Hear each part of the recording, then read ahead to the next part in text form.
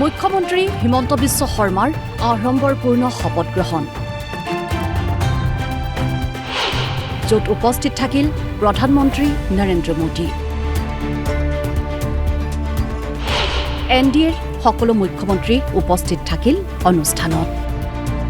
মুখ্যমন্ত্ৰী হিমন্ত বিশ্ব শৰ্মাৰ লগতে আজি শপত গ্ৰহণ কৰিলে আন 4গৰাকী কেবিনেট মন্ত্ৰীয়ে। কেবিনেট মন্ত্ৰীৰূপে শপত গ্ৰহণ ৰামেশ্বৰ তেলীৰ। মই ৰামেশ্বৰ তেলী ঈশ্বৰৰ নামত শপত লওঁ যে বিধিৰ দ্বাৰা স্থাপিত ভাৰতৰ সংবিধানৰ প্ৰতি মই প্ৰকৃত বিশ্বাস আৰু অনুগত্য পোষণ কৰিম। মই ভাৰতৰ সাৰ্বভৌমত্ব আৰু অখণ্ডতা অক্ষুণ্ণ ৰাখিম। ডিব্ৰুগড় জিলাৰ দুলীয়াজানৰ পৰা ৰাজ্যৰ ৰাজনীতিলৈ অহা নেতা ৰামেশ্বৰ তেলী। অতি সাধাৰণ পৰিয়ালত জন্মগ্ৰহণ কৰা তেলীয়ে জীৱনৰ আৰম্ভণিতে বহু সংগ্ৰামৰ সন্মুখীন হৈছিল। পিছলৈ চাহ জনগোষ্ঠীৰ ছাত্ৰ সংগঠন আটছাৰ সৈতে জড়িত হৈ সক্ৰিয় ৰাজনীতিত প্ৰৱেশ কৰে।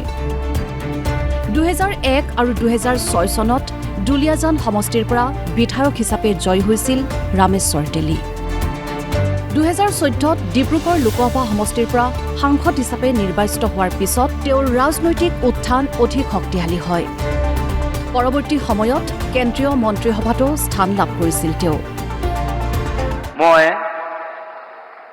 মই শ্ৰী অতুল বৰাই ঈশ্বৰৰ শপত লওঁ যে বিধিৰ দ্বাৰা স্থাপিত ভাৰতৰ সংবিধানৰ প্ৰতি মই প্ৰকৃত বিশ্বাস আৰু আনুগত্য পোষণ কৰিম।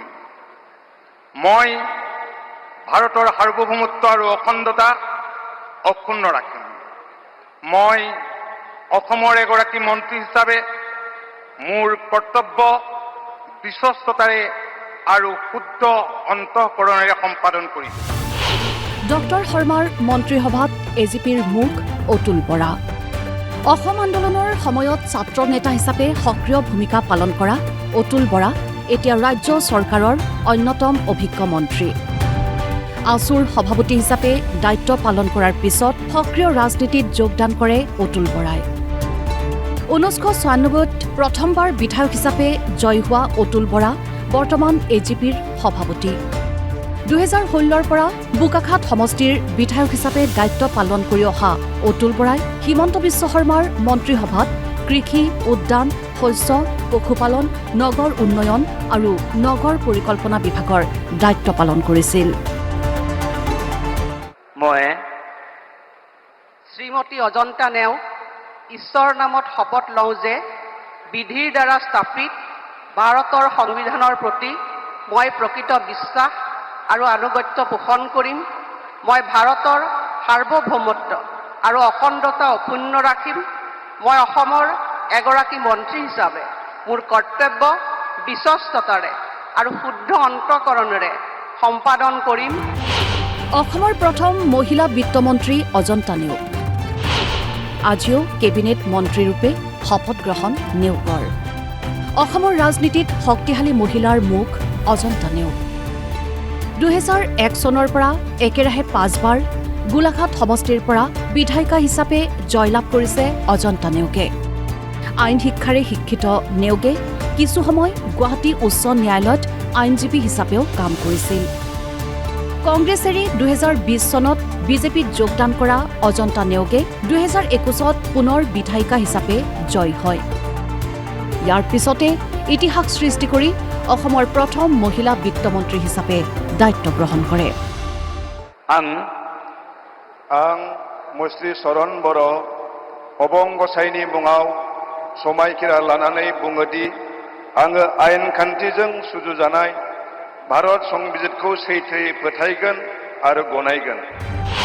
বড়ো ৰাজনীতিৰ প্ৰতিনিধি চৰণ বড়ো। বিপিএফৰ শক্তিশালী উপস্থিতি ডক্টৰ শৰ্মা মন্ত্ৰীসভাত। বড়ো ৰাজনীতিত উল্লেখযোগ্য নাম চৰণ বড়ো। ওদালগুৰি জিলাৰ পৰা অহা চৰণ বড়ো বিপিএফৰ এখন শক্তিশালী মুখ। মাজবাট সমষ্টিৰ পৰা বিধায়ক বড়োক অন্তৰ্ভুক্ত কৰা হৈছে হিমন্ত বিশ্ব শৰ্মাৰ কেবিনেটত। বড়ো সমাজৰ সামগ্ৰিক স্বাৰ্থ আৰু আঞ্চলিক ৰাজনীতিক কেন্দ্ৰ কৰি নিজৰ ৰাজনৈতিক ভেটি শক্তিশালী কৰি তুলিছে চৰণ বড়োৱে। ৰাজ্য চৰকাৰৰ নীতি নিৰ্ধাৰণতো গুৰুত্বপূৰ্ণ ভূমিকা পালন কৰি আছে তেওঁ। News desk report DY365।